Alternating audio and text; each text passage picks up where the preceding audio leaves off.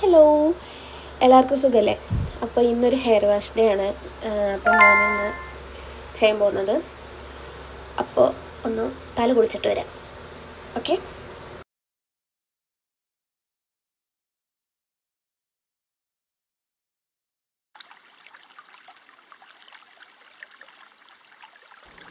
അങ്ങനെ കുളി കഴിഞ്ഞെത്തി.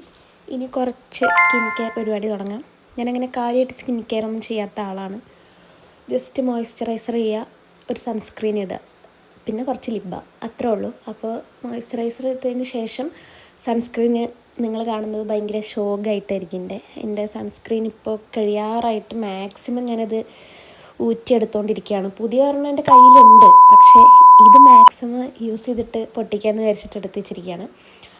ഇന്നിപ്പോഴും വരുന്നുണ്ടല്ലോ, അപ്പോൾ നമ്മളത് മാക്സിമം യൂട്ടിലൈസ് ചെയ്യണമല്ലോ.